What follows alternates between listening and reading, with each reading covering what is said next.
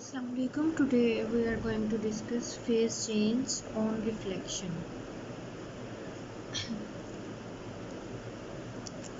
जब भी एक वेव जो है एक मीडियम से ट्रैवल करती हुई आती है और दूसरे मीडियम की बाउंड्री पे आके इंसिडेंट होती है, तो यहाँ हमारे पास दो कंडीशन होती हैं कि या वो वेव जो है वापस ट्रैवल करेगी या इसके अंदर से गुजर जाएगी।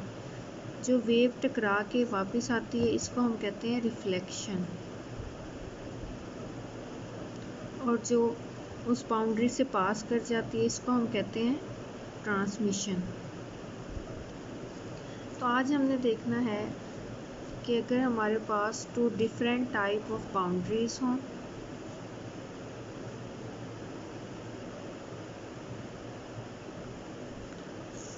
तो रिफ्लेक्शन जो है वो कैसे रिस्पॉन्स करती है।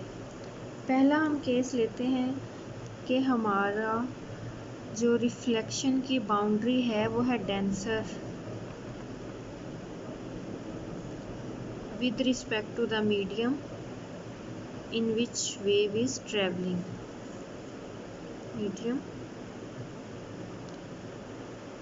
in which wave is traveling. हम एक स्ट्रिंग ले लेते हैं, ठीक है। एक हमारे पास स्ट्रिंग है और उसको हमने एक किसी मेटेलिक हुक से जो है वो फिक्स कर दिया है। अब इस स्ट्रिंग में हमने एक वेव प्रोड्यूस करवाई, इसकी हम ये पोजीशन जो है वो कंसीडर कर लेते हैं, ठीक है। तो विद टाइम बीइंग ये पोजीशन जो है वो ट्रैवल करती करती करती करती यहाँ पे आएगी, ठीक है। अब ये वाला जो राइज है, ये वाला राइज इन स्ट्रिंग, ये कोशिश करेगा कि हुक में भी ये राइज जो है वो आगे ट्रैवल हो। अब हुक देखें, इस स्ट्रिंग से हुक जो क्या है वो बहुत ज़्यादा डेंसर है, ठीक है। तो हुक तो राइज नहीं करेगी, बल्कि जब ये यहाँ पे आके टकराएगी एज अ रिएक्शन, इसकी जो है वो डायरेक्शन यहाँ से टकराने के बाद, ठीक है, ये जब इस पे फोर्स इम्प्लीमेंट करेगी ये तो आगे राइज नहीं करेगा एज अ रिएक्शन, इसकी डायरेक्शन क्या हो जाएगी, अपोजिट। अब जो है वेव इस डायरेक्शन में वापस जाएगी। मीन्स जब एक वेव रेयर मीडियम से ट्रैवल करती हुई आती है और किसी डेंसर मीडियम पे इंसिडेंट होती है, तो जब वो रिफ्लेक्ट बैक होती है तो उसका फेज चेंज जो है वो 180 से क्या हो जाता है, चेंज। उसकी डायरेक्शन हो जाती है हमारे पास अपोजिट, ठीक है।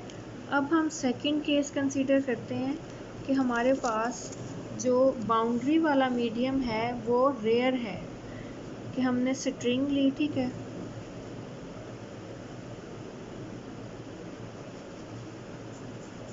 स्ट्रिंग की डेंसिटी थोड़ी ज़्यादा है और इसके साथ हमने कोई थ्रेड अटैच कर दिया है, ठीक है, कोई धागा अटैच कर दिया, कोई थ्रेड अटैच कर दिया। तो जब ये वेव, अब इसमें हमने एक राइज प्रोड्यूस करवाया, जब ये राइज ट्रैवल करता हुआ यहाँ पे आएगा इस बाउंड्री पे, अब ये हमारे पास क्या है, इसकी निस्बत रेयर है, तो इस वेव को, इस राइज को, इसको ऊपर राइज करना आसान होगा।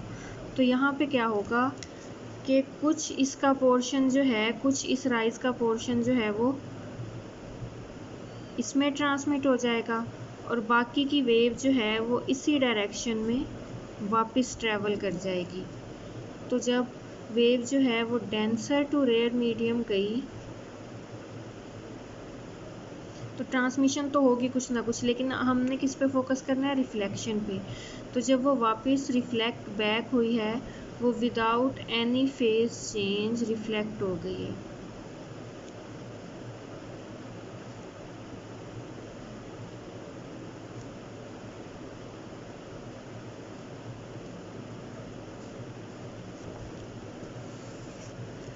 नेक्स्ट है हमारे पास नेचुरल फ्रीक्वेंसी।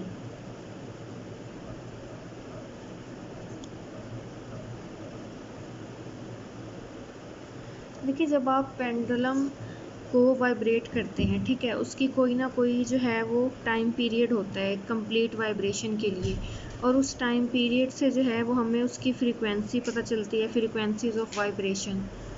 लेकिन अगर हम चाहते हैं कि उस पेंडुलम की जो लेंथ है, ठीक है, इस तरह का हमारे पास कोई पेंडुलम है, उसके पास हमारी क्या है, कंप्लीट लेंथ L है।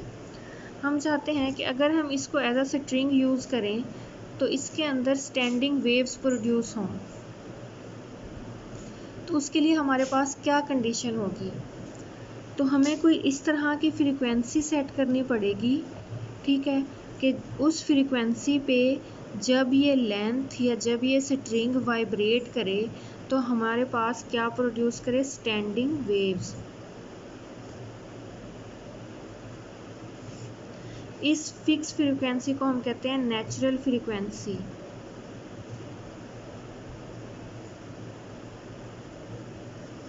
मीन्स ऐसी फ्रीक्वेंसी जिस पे वाइब्रेट करने से आपकी स्ट्रिंग जो है वो क्या प्रोड्यूस करेगी, स्टैंडिंग वेव्स। इसको हम कहेंगे नेचुरल फ्रीक्वेंसी।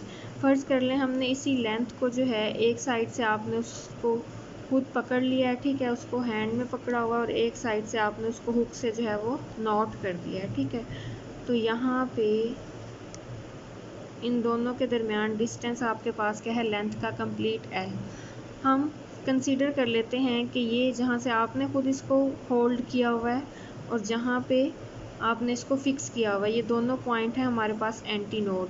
मीन जब इसमें एक राइज होगा यहाँ तक आएगा, ठीक है। अब हुक क्या है, यहाँ पे डेंसर मीडियम है, तो ये रिफ्लेक्ट होकर रिफ्लेक्ट बैक, ये राइज इस तरह होगा, तो यहाँ पे ये हमें क्या मिल जाएगी, स्टैंडिंग वेव की कंडीशन, ठीक है। तो इन पॉइंट्स को हमने क्या कंसीडर कर लिया है, एंटी नोड, और इनके दरमियान डिस्टेंस क्या है, टोटल L। तो हमने अभी लास्ट टॉपिक में डिस्टेंस ऑफ एंटी नोड की कंडीशन देखी थी, वो आया था हमारे पास n lambda over 2, x is equals to n lambda over 2। तो यहाँ पे x हमारे पास क्या है, लेंथ, तो ये क्या हो जाएगा n, और लैम्डा को हम कंसीडर कर लेते हैं लैम्डा n। यहाँ पे n हमने स्पेसिफाई किया है फॉर नेचुरल फ्रीक्वेंसी, ठीक है। तो ये हमारे पास क्या हो जाएगा, L is equals to n lambda n over 2। यहाँ से अगर हमने लैम्डा n को सेपरेट करना हो तो 2 इस साइड पे मल्टीप्लाई हो जाएगा, n इस साइड पे डिवाइड हो जाएगा, तो ये हमारे पास बनेगा 2L over n is equals to lambda n। हमारे पास लैम्डा की वैल्यू होती है, एक हमारे पास रिलेशन होता है v is equals to F lambda.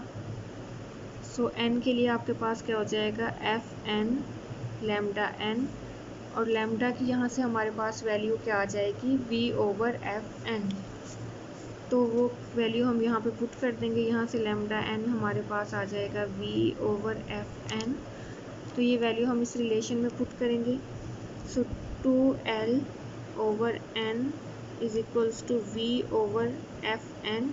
F n actual में हमें चाहिए, ये है हमारी नेचुरल फ्रीक्वेंसी। इसको हम इस साइड पे मल्टीप्लाई कर देंगे और ये पूरी टर्म रेसिप्रोकेट होके इस साइड पे आ जाएगी, तो ये हमारे पास बनेगा F n is equals to v n over 2L। ये इसको अगर हम थोड़ा सा रीअरेंज करके लिखेंगे तो ये हो जाएगा F n is equals to n v over 2L। ये हमारे पास आ जाएगी। यहाँ पे एफ n को जो है वो हम n इंटू एफ भी कह सकते हैं, f यहाँ पे इस क्वांटिटी के इक्वल हो जाएगा, और n हमें क्या देगा, नंबर ऑफ 0 1 2 3 जो हमारे नंबर होंगे, ठीक है, नंबर ऑफ वाइब्रेशन। फिर है हमारे पास रेजोनेंस।